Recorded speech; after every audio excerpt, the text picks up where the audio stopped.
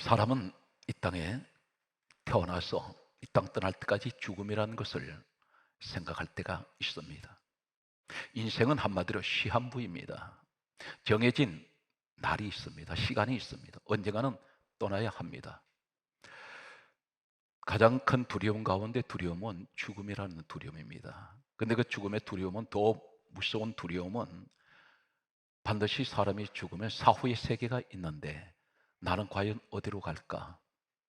이 땅에 사는 것은 한시적인데 영원한 영의 세계 속으로 들어가는 그곳은 천국으로 가는 사람, 지옥으로 가는 사람이 있습니다. 교회는 다니는데 착각하는 오해가 한 가지 있습니다. 나는 교회 다니기 때문에 무조건 천국 간다. 아닙니다. 성경은 이렇게 말씀합니다. 구원받을 만한 믿음이 너에게 있는가? 그렇게 하나님께서 물으십니다. 너 구원받을 만한 믿음이 있는가? 구원의 주체가 누구십니까? 히브리서 12장 2절에 믿음의 주요 온전하게 하시는 예수 그리스도를 바라보는 것이 믿음입니다.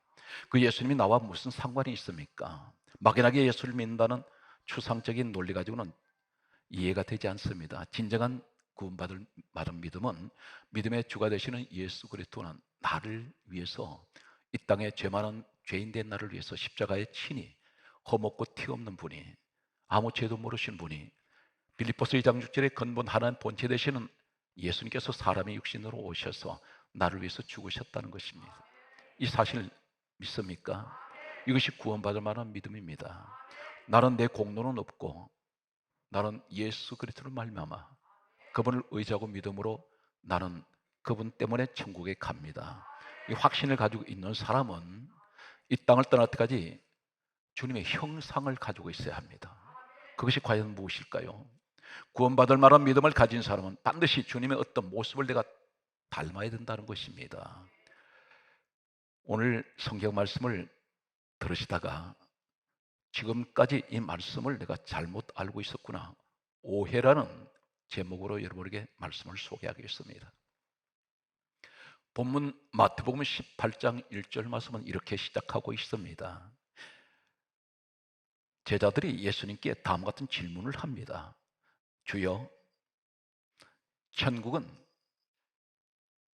거기에 누가 큰 자입니까? 이렇게 질문하는 제자들이 있습니다. 천국에서 누가 크니까? 이 사람들은 어떻게 하면 천국에 들어갈 수 있겠습니까? 질문보다는 천국에 들어갔을 때 누가 크니까, 이 질문하는 이 사람들이 마음속에 무엇이 자리 잡고 있냐면 탐욕을 가지고 있습니다. 질문한 그 사람이 스스로 자신에게 질문한 것과 똑같습니다. 내가 큰 자 아닙니까? 누가 크냐? 누가 더 높으냐? 누가 더 많은 것을 가지느냐? 이러한 생각을 가지고 주님께 그 질문을 했습니다. 이 사람들이 평소에 어떤 사람들이었을까요? 성령을 받기 전에 그들은 3년에서 3년 6개월 동안 예수님을 따라다녔습니다. 동고동락했습니다. 예수님을 따르는 목적이 한 가지가 있었습니다. 단적으로 나타나는 한 사건을 소개한다면 마가복음 9장 33절 말씀에 예수님께서 이렇게 제자들에게 물으셨습니다. 너희가 길에서 토론한 것이 무엇이냐? 이렇게 물으셨습니다. 그들의 길에서 분명 무엇을 토론을 하고 있었는데 예수님이 이 소리를 들으셨고 알고 계시는 내용이 있습니다. 그 내용이 어떤 것이냐면, 너희가 길에서 토론한 것이 무엇이냐 이렇게 질문하셨던 이 마가복음 9장 33절 이하 34절에는 무엇을 토론했냐면, 길에서 서로 누가 크냐 쟁론하였다는 것입니다.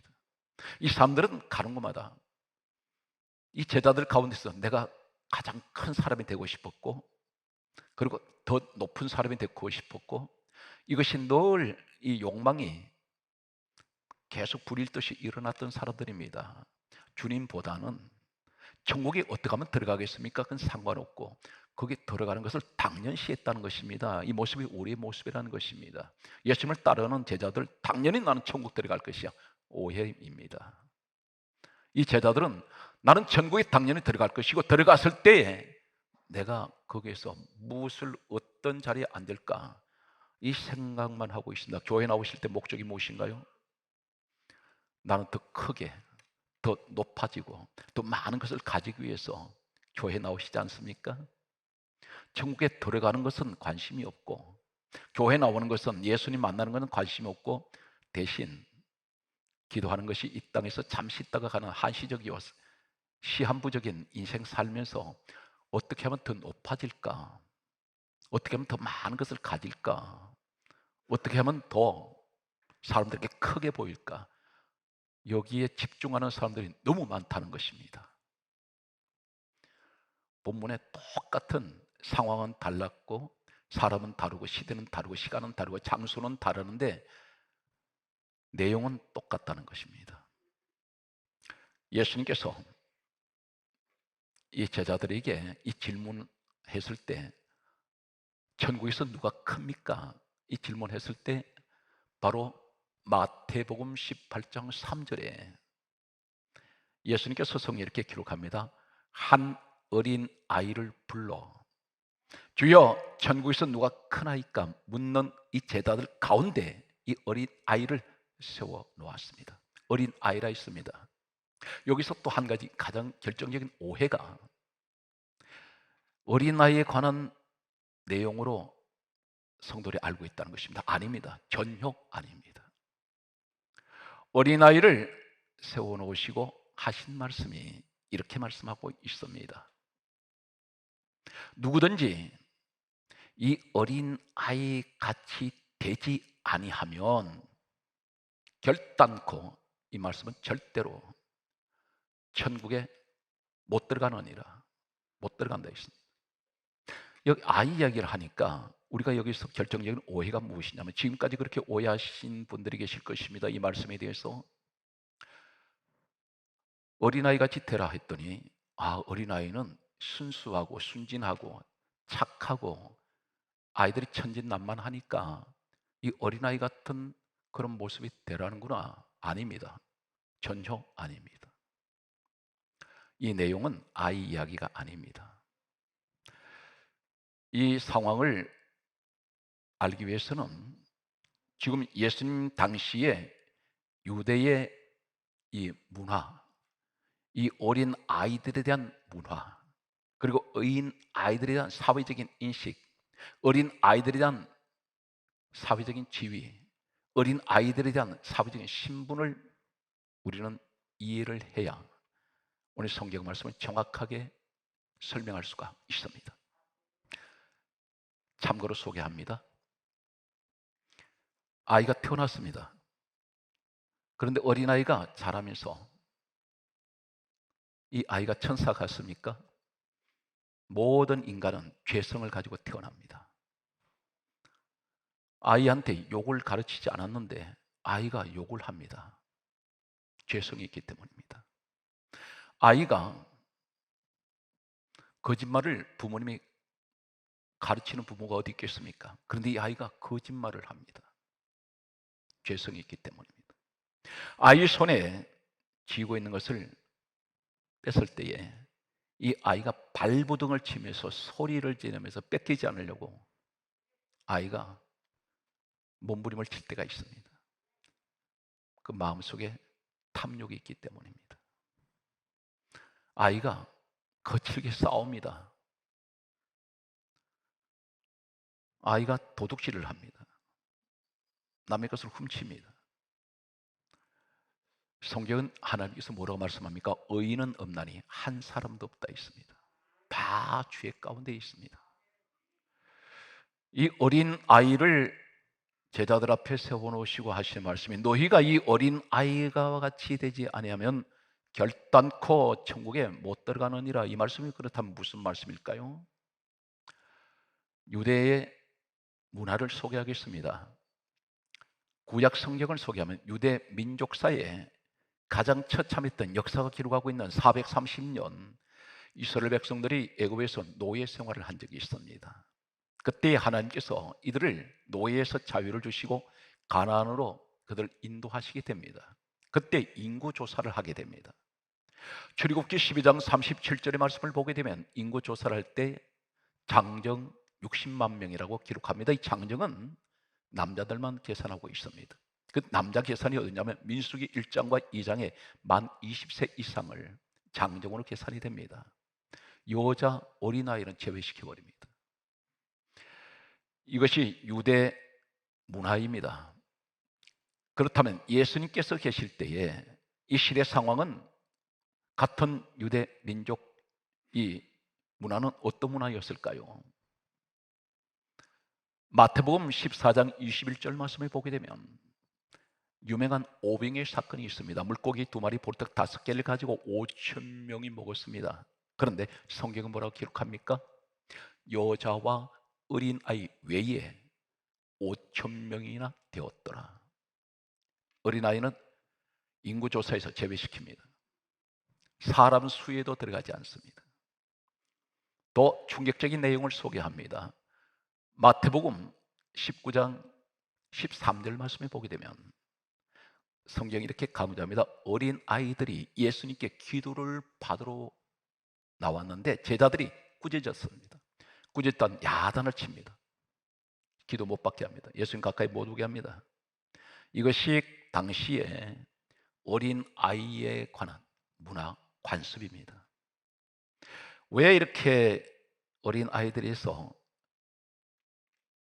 천대시하고 무시하고 인정하지 않느냐면 유대인들의 사상은 어떤 사상을 가지고 있냐면 어린 아이들은 미완성, 미성숙한 상대로 그런 인격체로 보았습니다. 다시 말씀드려서 완성되지 못한 사람들, 완전하지 못한 미성숙 상태에 있는 이러한 사람이 어린 아이들이었다는 것입니다. 그래서 무시해버립니다. 사람 숫자에도 들어가지 못하는 어린 아이들, 그리고 기도조차 받으러 주님 앞에 올 수 없는 어린 아이들, 그 당시 시대 상황입니다. 그렇다면 여기서 오해를 하는 것이 뭡니까? 어린 아이 같지 아니하면 천국에 결단코 못 들어간다. 이 말씀을 우리는 지금까지 무슨 생각을 했냐면 어린아이 같이 되어라, 착하게 살아라, 정직해라, 천진난만하게 순진하고 순수한 마음 가지라. 아이들이 순수하고 순진합니까? 그렇지 않다는 것입니다. 이 말씀이 바로 무슨 말씀이냐면 소외된 사람들, 인정받지 못하는 사람들, 사회적으로 낮은 자들입니다. 무시당하는 사람들. 마태복음 18장 4절에 너희가 어린 아이같이 낮추지 아니하면, 낮추라는 뜻입니다. 낮추라는 말입니다. 어린 아이같이 낮추면 그 사람이 천국의 큰 자다.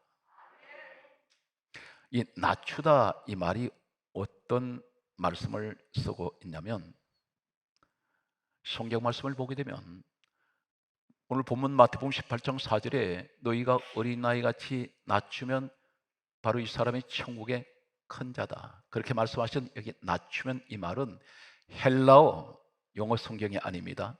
헬라어 원문에 보게 되면 타페이 노세이라는 이러한 말씀을 쓰고 있습니다. 단어가 타페이 노세이. 이 말이 무슨 말일까요? 바로 베드로전서 5장 6절에 겸손하라. 때가 되면 너희를 높이시리라. 이 겸손이라는 말이 타페이 노세이 똑같은 헬라어 원문을 쓰고 있습니다. 겸손하라는 것입니다. 잘난 척하지 말라는 것입니다. 낮아지라는 것입니다. 이 땅에 무엇을 많이 가지고 있고 어떤 신분이 되었던 낮아지라는 것입니다. 낮추는 사람은 천국의 큰 자다. 여기서 제자들이 질문했던 그 얘기가 역설적으로 반대로 말씀하고 있습니다. 이 사람들 천국에 들어갔을 때 무엇을 내가 많이 받고 어떤 자리에 서겠습니까? 큰 자가 누굽니까? 바로 나 아닙니까? 이러한 자신에 관한 말씀을 하고 있는 이 제자들에게 큰 자 되려면 너 낮아져. 그리고 거기 가서 받는 어떤 자리가 중요한 것이 아니라 어떻게 해야 천국에 들어갈 수 있는지를 근본적으로 우리 주님은 그 말씀을 하고 계십니다. 낮은 자가 되어야 들어갈 수가 있다. 그런데 여기에서 이 어린 아이가 그 당시 신분으로 보게 되면 어느 정도로 취급을 받았냐면 언어에 보게 되면 놀라운 충격적인 내용이 소개되고 있습니다. 어린아이, 오늘 이 본문에 사용하고 있는 마태복음 18장에 나타나는 어린아이, 이 어린아이는 성경 말씀에 보게 되면 이렇게 헬라어에 기록하고 있습니다. 파이디온이란 헬라어 원어를 쓰고 있습니다. 이 파이디온이란 말은 어떤 의미를 가지고 있냐면 파이서 중성 명사입니다. 이 말이 어디에 사용되냐면 누가복음 7장 7절에 하인이라는 이 단어가 바로 파이디온, 파이서 중성 명사입니다. 하인 취급에 있습니다. 하인은 종입니다. 한 가지 더 보충으로 참고로 말씀을 드리면 구약에는 히브리어로 되어 있습니다. 히브리 내용을 보게 되면 창세기 21장 12절에 어떤 내용이 나오냐면 아이라는 이름이 나옵니다. 아이. 바로 이 아이가 어떤 의미를 갖고 있냐면 나아르라는 히브리를 쓰고 있습니다. 그런데 이 아이 나아르가 똑같은 단어를 어디 쓰냐면 민수기 22장 22절에 종이라는 이름이 나아르입니다. 신구약이 한마디로 무엇을 말씀합니까? 어린아이는 하인 신분, 종의 신분 위치와 같다는 것입니다. 종은, 하인은 어떤 자입니까? 낮은 자입니다. 늘 무시당합니다. 사람들에게 인정받지 못합니다. 이 아이들이 바로 이러한 그런 신분의 위치를 가지고 있었습니다. 그런데 오늘 주님께서 우리에게 하시는 말씀이 있습니다. 내가 낮아지는 상태에서 항상 사람 앞에, 하나님 앞에 낮아진 겸손한 모습을 가지고 있으면서, 그렇다면 상대방에게는 어떻게 해야 됩니까? 놀라운 말씀을 하고 있습니다. 마태복음 18장 5절에 누구든지 내 이름으로 어린아이 하나를 영접하면 곧 나를 영접하며, 그렇게 말씀합니다. 이 말씀이 무슨 말입니까? 어린아이 같은 사람이 있어요. 내 주변에 봤더니 오늘 미성숙한 상태, 미완성, 완전하지 못한 이 어린아이의 모습을 가진 사람이 있습니다. 참 저 사람 보면 부족한 것 같습니다. 그분이 내 아내일 수 있고 내 남편일 수 있습니다. 내 자녀일 수가 있습니다. 참 부족한 것 같습니다. 좀 모자란 것 같습니다. 무엇이 모자라나요? 여러분, 환경에 우리가 세상적으로 보게 되면 돈이 모자랍니다. 내 능력이 부족합니다. 인정을 받지 못합니다. 어린아이처럼. 사람 수에도 못 들어갑니다. 주님 앞에 나올 수도 없는, 나오면 꾸짖는, 어떻게 너 같은 것이 하나님 앞에 갈 수 있어? 이렇게 어린아이를 주님 앞에 올 때 꾸짖어 버리는, 주님 앞에 마음대로 가지도 못하고 기도받으러 나올 수도 없는, 우리 주변에 보면 약한 사람들이 있습니다. 어린아이는 약합니다. 부족합니다. 모자랍니다. 사람들 앞에 인정도 받지 못합니다. 이런 사람들, 어린아이 하나를 영접을 하면 내가 겸손한 마음으로 이 사람들에게 위로해주고 가까이 해주고 보듬어 주면 내 가족이란 말입니다. 내가 볼 때 마음에 들지 않아요. 참 부족해요. 사랑하는 아내 되시는 우리 집사님, 권사님, 혹 남편을 보실 때 부족한 것을 느끼신 적이 있습니까?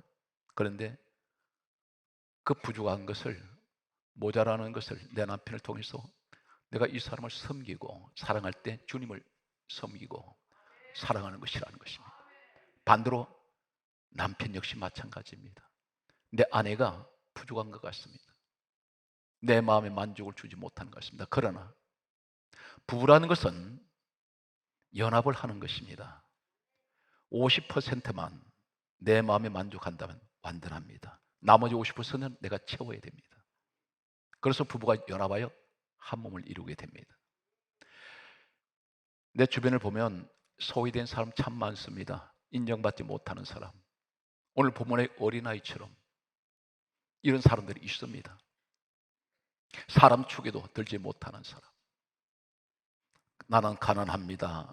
나는 배운 것도 없고 가진 것도 없습니다. 누구에게 인정도 받지 못합니다. 그런데 내가 겸손한 사람이 되어서 낮은 자리에서 이 사람에게 찾아가서 만나게 되면 하나님 말씀합니다. 그 어린아이 하나 영접하면 나 영접한 것이다. 예수 이름으로 어린아이 하나 영접하면 이 말이 무슨 말입니까? 우리가 단회적으로 사람을 도와주는 단회적으로 끝납니다. 일회성으로 끝나는데 외국에 교회를 하나 세워놓고 예수 이름으로 이분들을 교회로 인도해서 주님을 영접하게 하면, 어린아이 하나 영접하면 주님을 영접한 것이라 했는데 얼마나 많은 사람들이 그 교회를 통해서 들어와서 구원받고 예배를 드릴 때마다 하나님이 찬양하겠습니까? 서너 세계 교회가 세워지는데 그 자료가 넘어오는 걸 보았더니 너무 기뻤습니다. 교회 없어서 길거리에서 예배 드리던 사람들이 성전을 짓는데 건물로 우뚝우뚝 세워지는 걸 보면서 너무너무 감사가, 계속해서 감사밖에 나오는 것이 없습니다. 계속해서 돈은 지원해 주는데 아직도 지원이 턱없이 부족해서 계속해서 기도 가운데 있으면서 9개 교회가 대기하고 있습니다. 놀라운 기적은 일어날 것입니다. 반드시 여러분 자손 대대로 하나님의 역사는 여러분 가정을 통해서 계속될 것입니다. 오늘 성경 말씀은 예수님께서 이렇게 주님의 형상을 가진 사람이 있다는 것입니다. 바로 그 사람이 누구인가요? 마가복음 10장 45절에 주님이 친히 말씀하기를 인자가 온 것은 섬김을 받으려 함이 아니요 도리어 섬기려 하고 자기 목숨을 많은 사람에게 대속물로 주려 함이니라. 그렇게 말씀합니다. 바로 이 사람의 형상 가졌습니다. 무슨 형상? 주님의 형상. 주님의 형상이 어떤 형상인가요? 하나님의 형상. 바로 신의 형상을 가졌는데 바로 그것이 뭡니까? 내가 이 땅에 온 것은 나 섬김 받으러 한 게 아니다. 나 섬기러 왔다. 여러분 가운데 낮은 자리에서 사람 섬기면 바로 주님의 형상 가진 분입니다. 이분이 천국의 큰 자라는 것입니다. 말씀을 마태복음 18장이 이어지면서 20장에 오게 됩니다. 마태복음 20장 1절에 보면 이렇게 기록하고 있습니다. 천국은 마치 품꾼을 포도원에 들여보내는 주인과 같으니, 이 말씀 가운데서 천국이 나오고 품꾼이 나오고 포도원이 나오고 주인이 나옵니다. 복음적으로 주인은 하나님 아버지세요. 포도원이 어디입니까? 요한복음 15장 1절에서 4절에 보면 예수님 말씀하셨습니다. 내가 포도나무요. 이 포도나무가 있는 포도원, 그것이 어디입니까? 에베소서 1장 23절에 교회는 주님 몸이라 있습니다. 교회로 들여보내는 사람들이 있습니다. 그런데 성경 말씀 보게 되면 마태복음 20장 2절에 한 데나리온씩 품꾼들에게 품삯을 주겠다고 약속을 했습니다. 그런데 마태복음 20장 3절에 보게 되면 제3시에 길거리에 나가서 품꾼들을, 일꾼들을 찾아서 포도원으로 들여보냈습니다. 계속해서 말씀을 보게 되면 마태복음 20장 5절에 제6시, 제9시에 또 이 주인이 길에 나가서 사람들을 포도원으로 또 들여보냅니다. 그런데 마지막 1시간을 남겨놓았습니다. 일할 시간 1시간밖에 없습니다. 지금으로 보면 무슨 이야기입니까? 마지막 때입니다. 시간이 촉박합니다. 이때에 성경 말씀을 보게 되면 마태복음 20장 6절에 주인이 또 길거리에 나가보았습니다. 이제는 일할 시간 1시간, 마감할 시간 1시간 남았는데, 그때 마태복음 20장 6절에 길거리에 나가보았더니 성경이 이렇게 강조합니다. 길거리에 서 있는 사람들이 있었습니다. 그래서 주인이 이렇게 묻습니다. 너희는 어찌하여 종일토록 놀고 여기 서 있느냐? 이렇게 물었습니다. 그때 하는 말이 마태복음 20장 7절에 우리를 품꾼으로 써주는 사람이 없습니다. 이것이 마지막 때 우리의 모습입니다. 이 사람들은 누구인가요? 버려진 사람들이에요. 아무도 관심 가져주지 않습니다. 이 사람에게 아무도 가까이 오지 않습니다. 어쩌면 여러분 주변에 많은 분들이 가족도 있을 것이고 친구도 있을 것이고 많은 사람들이 주변에 있을 겁니다. 그런데 실질적으로 내가 내 마음과 같이 내가 의지할 수 있는 사람이 과연 얼마나 있습니까? 손가락을 꼽을 정도입니다.